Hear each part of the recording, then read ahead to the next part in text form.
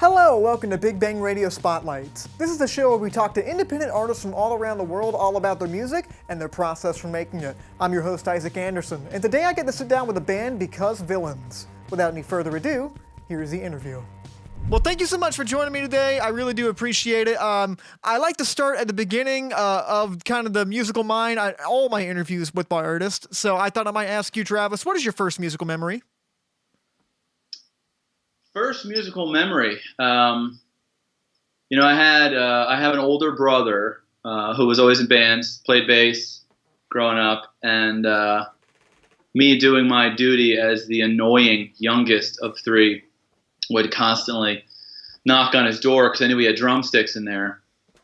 So I'd knock in the door, and one morning he was particularly aggravated. Knocked on the door, pound on the door, and he had my his favorite record, mine, when I was a little kid, Fleetwood Mac, The Chain was on, right? And so anyway, first musical memory, him picking me up, putting me on his lap with the big fat drumsticks that I could barely hold, right?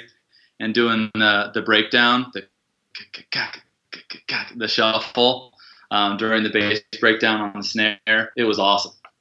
Very nice, very nice. Well, I guess that kind of leads into where we're going to go next, and that is, well, how exactly did you get started playing music, really kind of formally even trying to get real serious about it?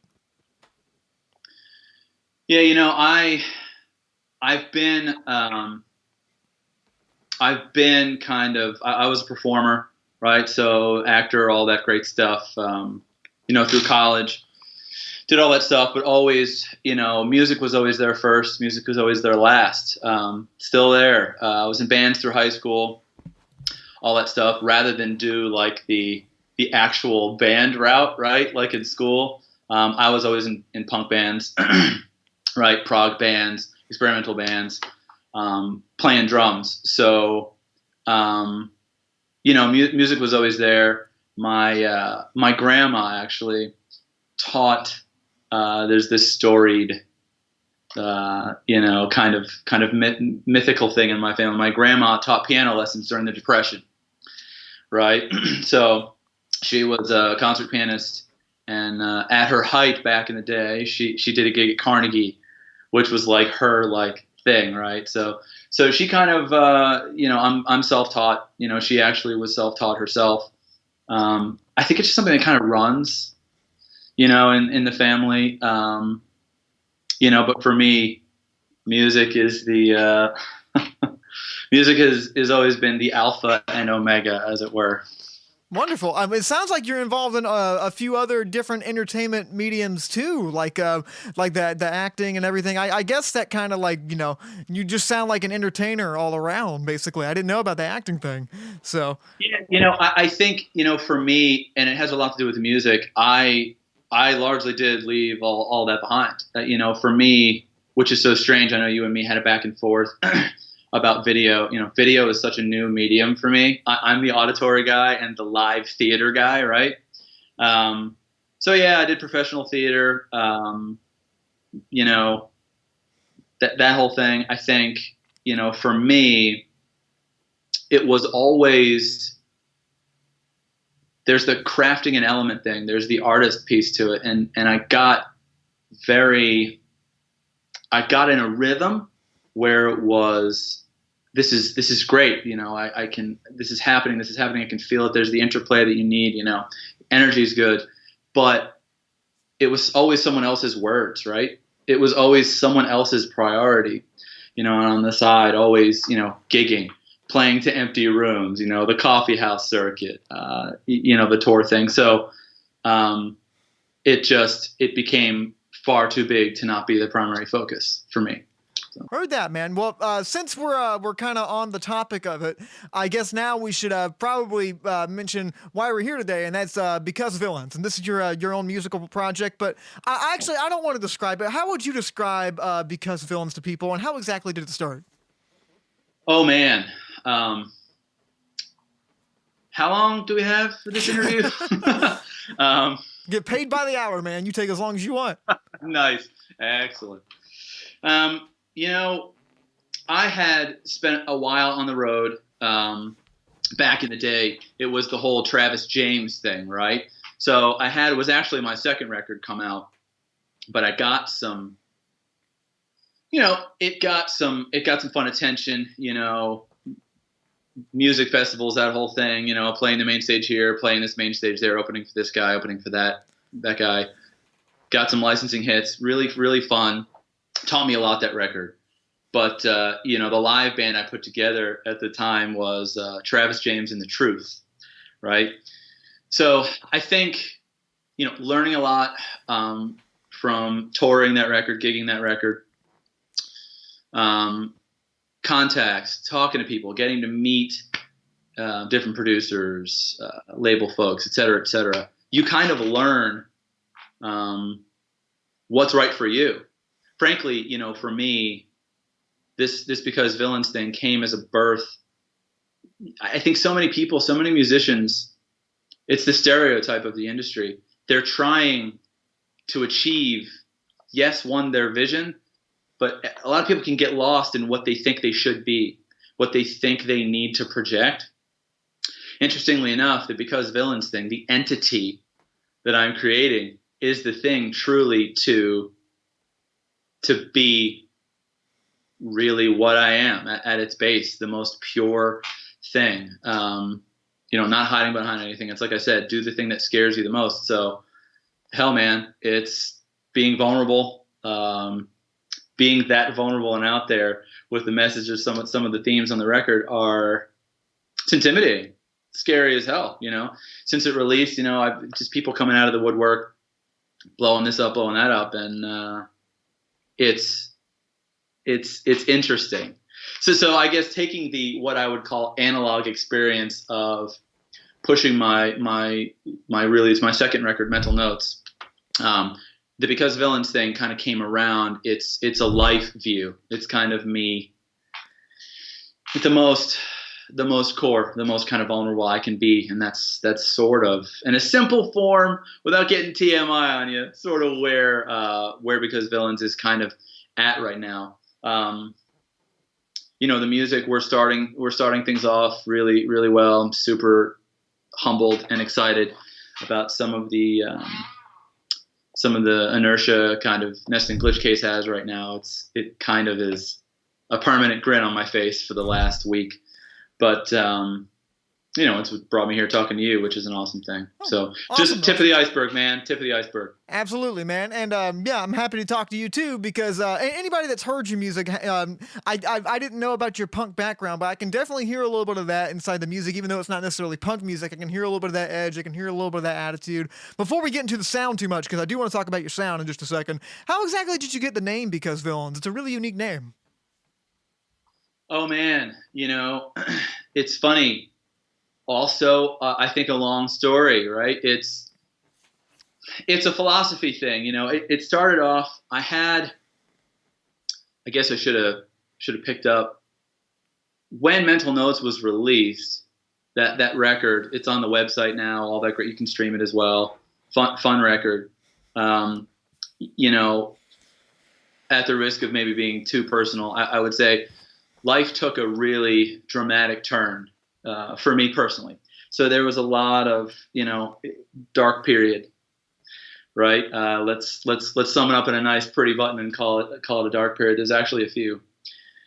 So Because Villains is kind of the rise of that, and kind of coming to terms with myself, kind of the world around me and what's here now.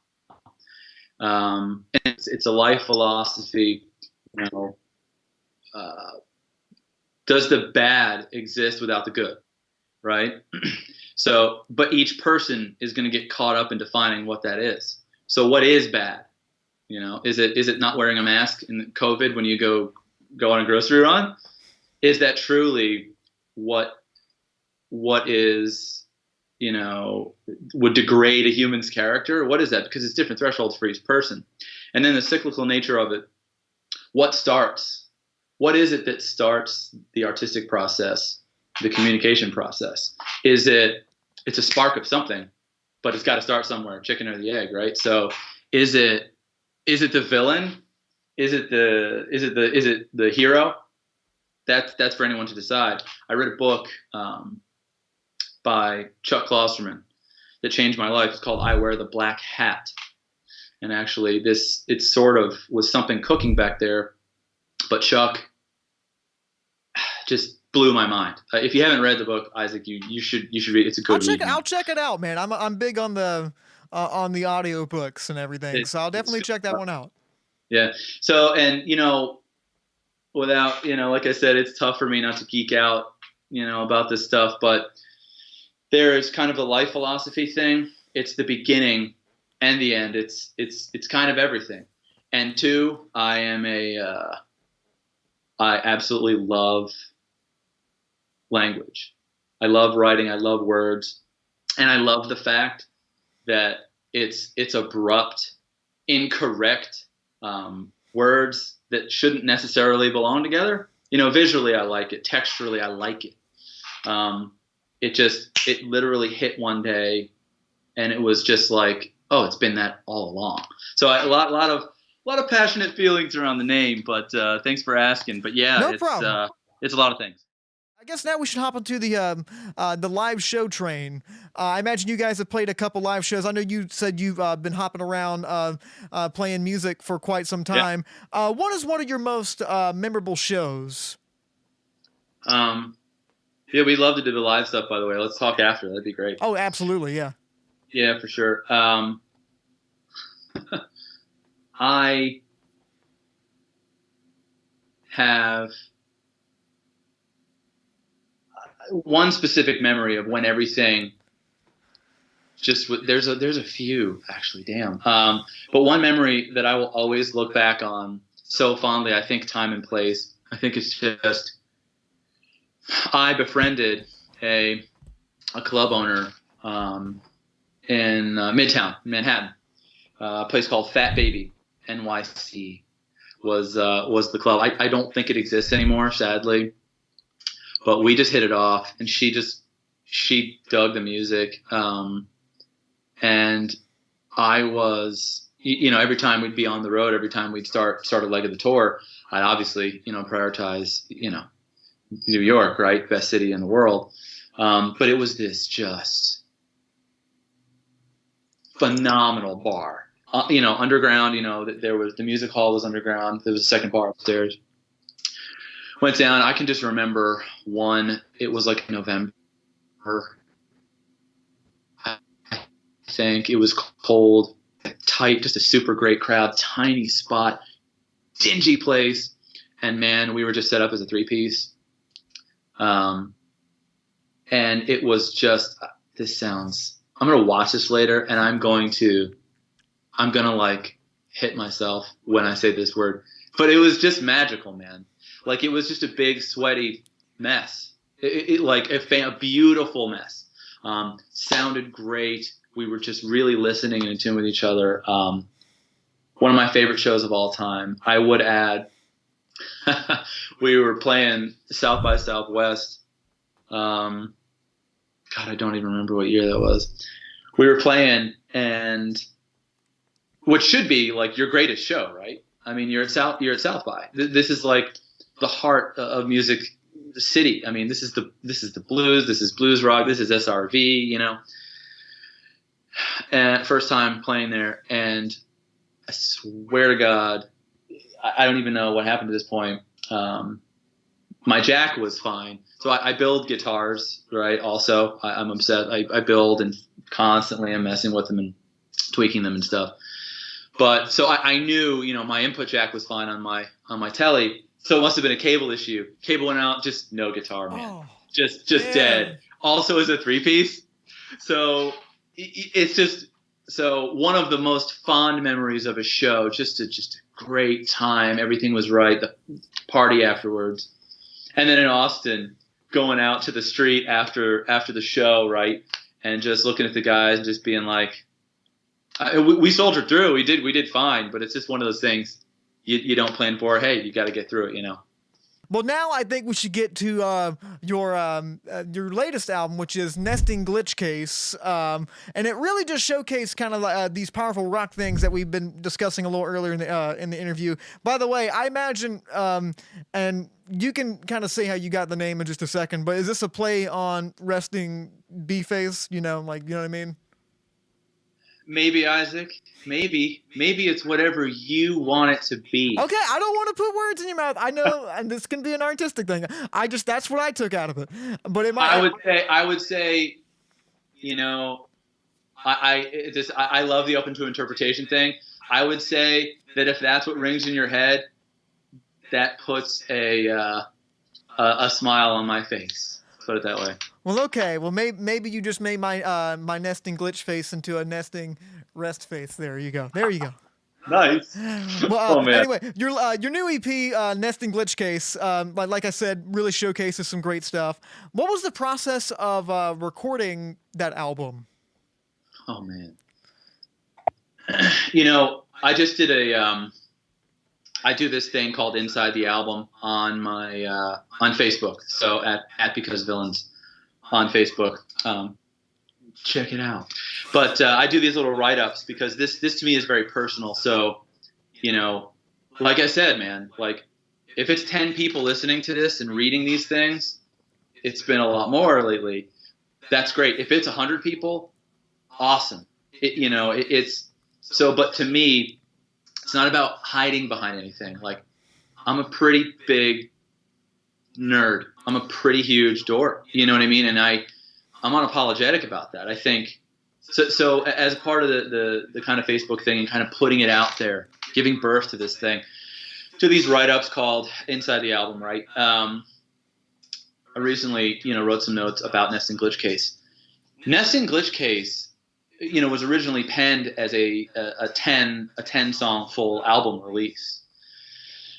I think because of the times, you're ticking up, you pre-plan for these things, you're in post-production for these things, you're looking at launch dates, you're moving things forward, you're moving things back. In this COVID world and everything going on, for me, and with essentially the launch of Because Villains, right? This is it. This is the first record. I had a couple thoughts. One was, let's do this thing short and sweet.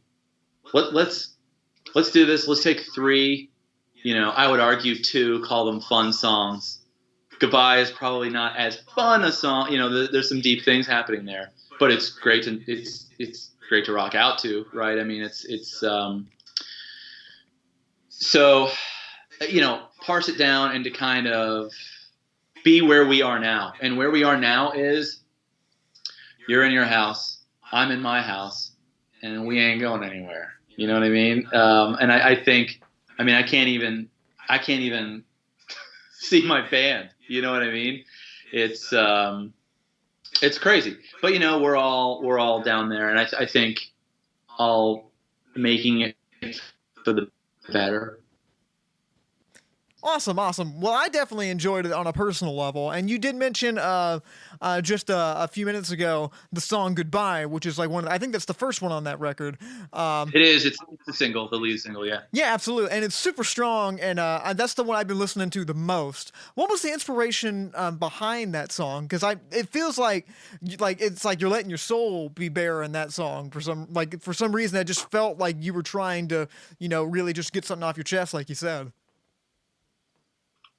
Yeah, it's weird, it's strange to talk about, it really is, and it's funny, it never not gets strange to talk about. Doesn't mean I don't like talking about it. Goodbye is, there's a lot of different meanings there, right? So I always love the open to interpretation. One of the things I mentioned on my page on Facebook, I feel like these belong to you now, to the listener. It's like, own this, take this, marry your feelings to this thing. And if you can rock out with it and it gives you the feeling of empathy, the feeling that someone else feels that, and it moves you, damn, it's like every time that happens, a fairy gets its wings, it's good stuff. But, Goodbye. Look, it can be, it's literal, right? I mean, it could mean, you know, I think at its base, a lot of people will perceive it as, oh, hey, this is a breakup song, right? This is a, bad relationship, toxic this, toxic that, and it's kind of over. I think it can be a lot of things. I think it's letting go of the past, letting go of some demons, maybe. I think it's more of a hello than really anything. Kind of new way things are. I also thought personally, because I'm a massive nerd, that I thought it would be awesome to have the lead first single from the project be called Goodbye, which is just kind of entertaining, right? So yeah, whether it's, goodbye, the end of the way things used to be, the end of your life, the end of it all, right? I view it right now as an empowering thing, as, like I said, almost more of a hello. Here we are. Click us off. Let's go. Absolutely. I think it was really poetic, and it's a great way to start out the album. The whole album's great. And anybody can find that on Spotify and everything. But where can people find you on social media? And where can people listen to the music? I might as well just go ahead and let you say it instead of me trying to, give it this version. Man. Becausevillains.com, straight up. My second record, Mental Notes, is on there. And Nest and Glitch Case, you can stream from there. There is an unreleased track on there, an early take from the next record, actually already on there.